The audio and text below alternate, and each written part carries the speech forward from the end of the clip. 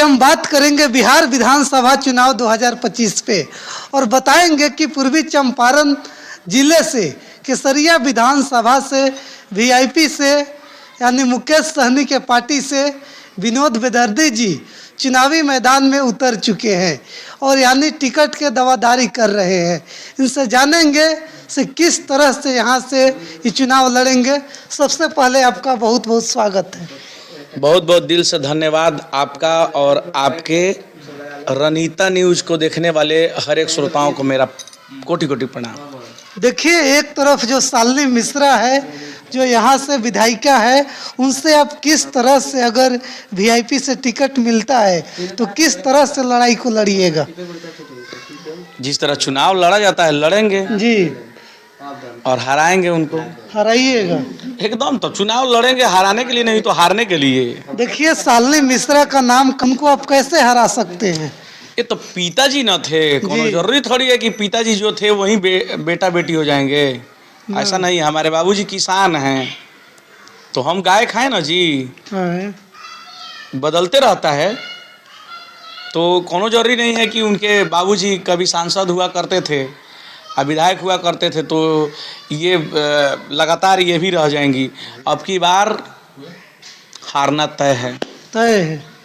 देखिए, जो तेजस्वी जी का माई बहन मान योजना है उसको आप किस तरह से प्रचार कर रहे हैं?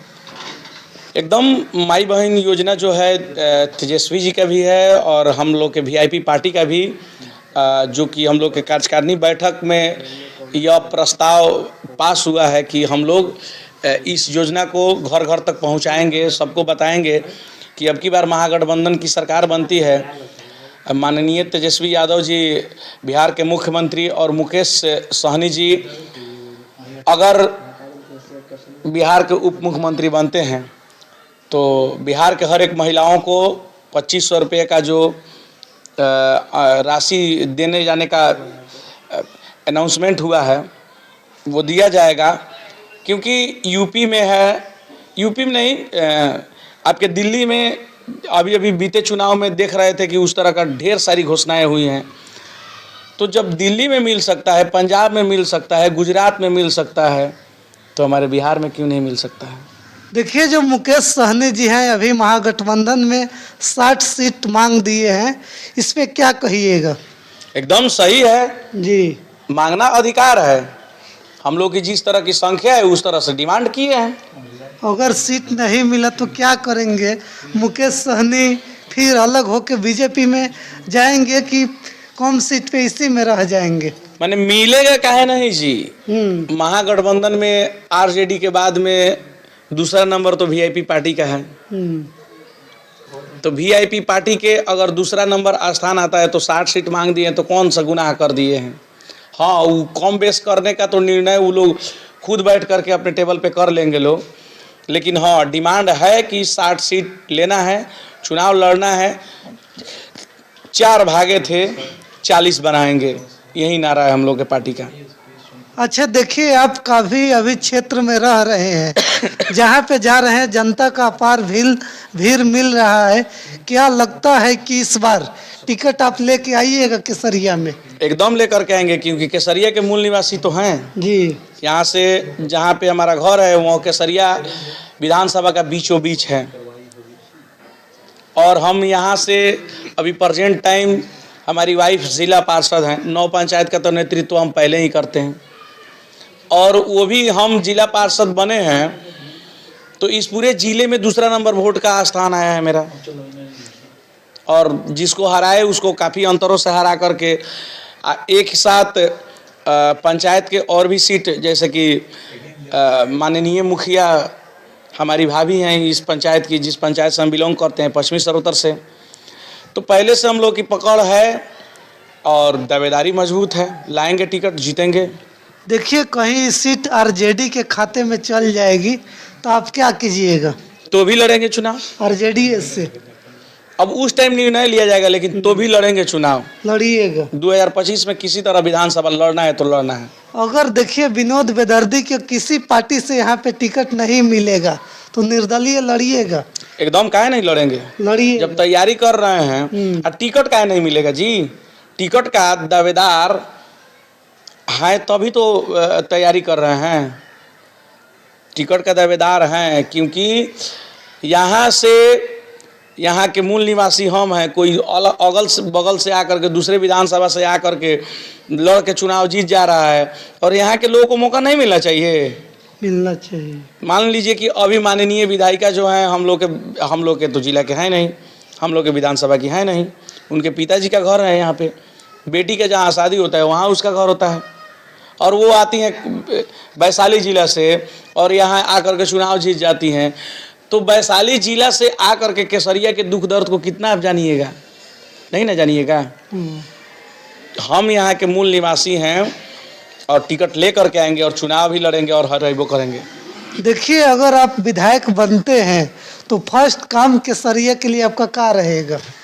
सबसे पहले मेरा तो फर्स्ट काम जो जन जन का समस्या है, ब्लॉक में खुला भ्रष्टाचार चल रहा है, उस पे अंकुश लगा दिया जाएगा।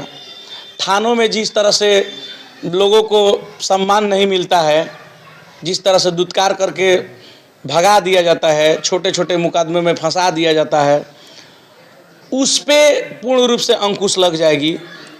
और सबसे बड़ा विषय रहता है केसरिया के बौद्ध स्तूप के नाम पे हर हमेशा वोट मांगा जाता है और दिन प्रतिदिन उसके और भी खंडहर बनाया जा रहा है।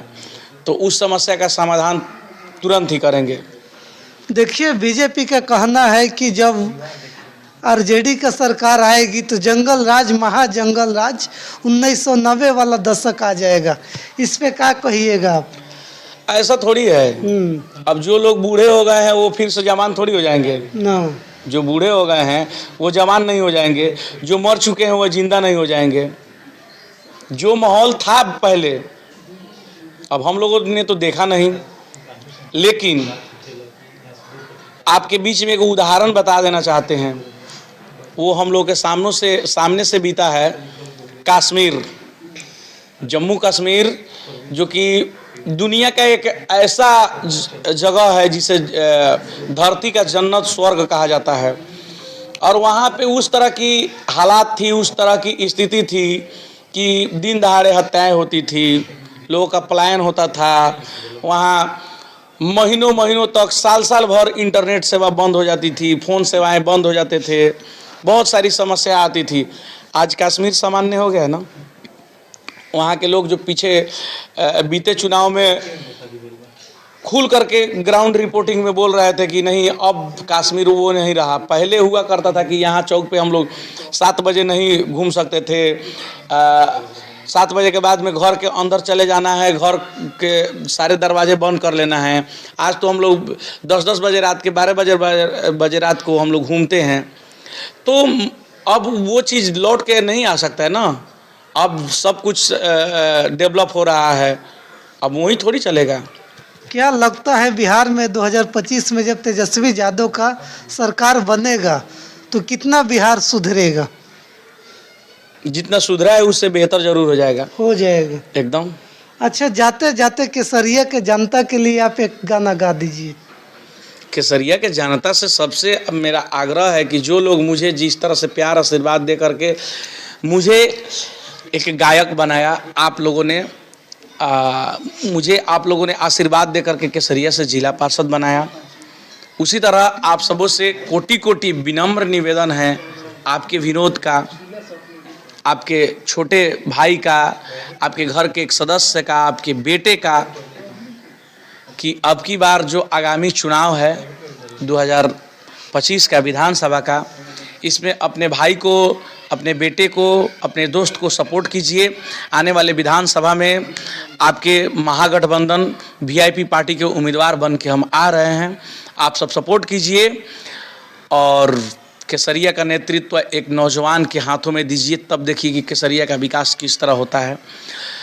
और आप सबों के लिए इन्होंने कहा है कि एक गाना गा दीजिए, तो एक हमारा गाना कल ही हम लोग अपने YouTube चैनल से रिलीज करेंगे। चुनावी गीत है कि वोट मांगे तोहर बेटा आइल बा, हरौनी सबके चहेता आइल बा, कि वोट मांगे राउर बेटा आइल बा, हरौनी सबके चहेता आइल बा। आ सारा भाइयों के भाई हई हम, सब कर सेवा करब हरदम।